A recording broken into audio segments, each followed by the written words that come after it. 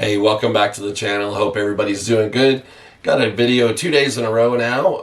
Had another snake lay eggs today. So we're going to be pulling that clutch. It's got a couple of males that have been to her. So I will go through all that while we're pulling the eggs.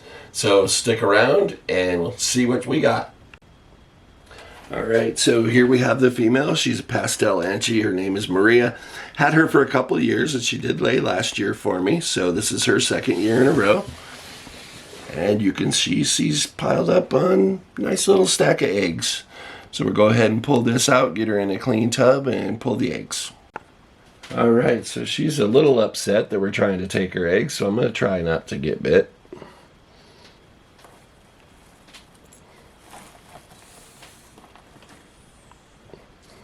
Alright, I'll grab her tail so she doesn't flip the eggs.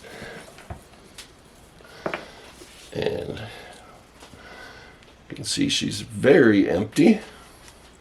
We got this tub all clean and set up for her already. There's a nice little bite. Did you get that on camera? Ow! Alright, we'll get her in the rack and we'll clean her up a little later.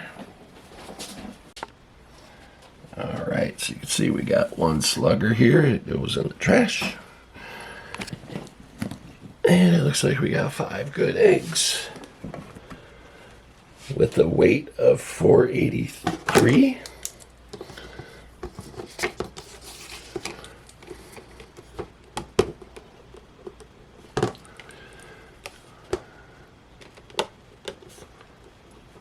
Okay, and all that is noted. So let's see here. She was paired with 2 different things. She was paired with a black pastel, which I only witnessed 1 lock with that. Earlier than that, I had her paired with the Odienchi, and I didn't witness any locks with that one. So I'm guessing the black pastel is probably the dad, unless I missed some locks with the Odienchi. But let's go ahead and get these separated and get them in the tub. Alright, so I like to separate the eggs just so they kind of fit in the tub a little better. So I think it's okay. You have to take your time doing it because you don't want to tear the eggs, and just try to go at all different angles to get them apart. And if you're patient, I think it's relatively easy to do. They are pretty resilient. So there's one.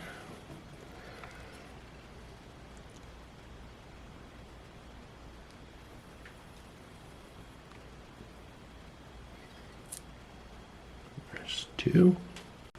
Alright, so now that the eggs are separated, we're going to go ahead and candle them to put them in the right orientation to go into the incubator. Alright, so we're going to take a look at egg number 1. You can see really nice veins.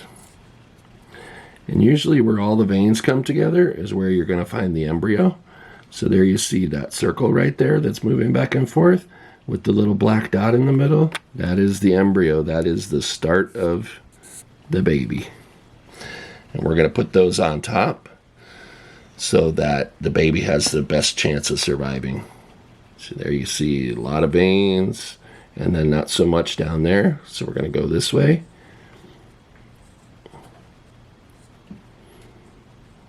Alright, and there you see the embryo right there going back and forth.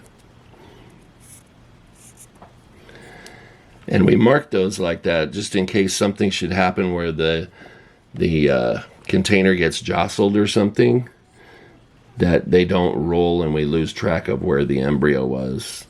So it looks like that embryo is right there on top.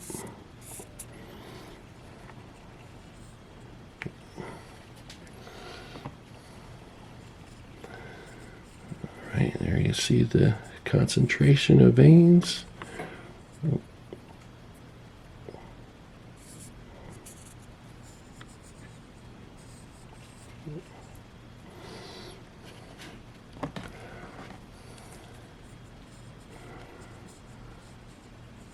And there you see the embryo right on top.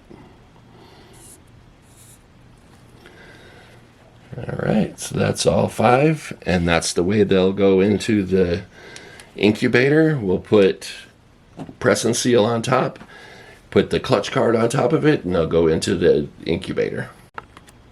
All right, so here we have my clutches. Clutches 1, 2, and 3. Have a clutch in here from a friend who ran out of space in his incubator, so it's in here until he can build a second one. As you can see, this is just heat tape around the outside. Got some water bottles in the bottom to keep the temperature consistent. I incubate at between 88 and 89 degrees. I found that's been the best for me. And yeah, I built this out of an old drink cooler with heat tape. Got a VX thermostat on top, and that's pretty much all it takes. And they'll be in there for 60 days. At this temperature, I usually have babies in about 56 days. So we'll start checking on them probably a week out, and then when they pip, we'll cut them all. All right, so there you have it. That's clutch number 3 in the incubator. Clutch number 1 is actually going to be due to cut here in about 3 or 4 days.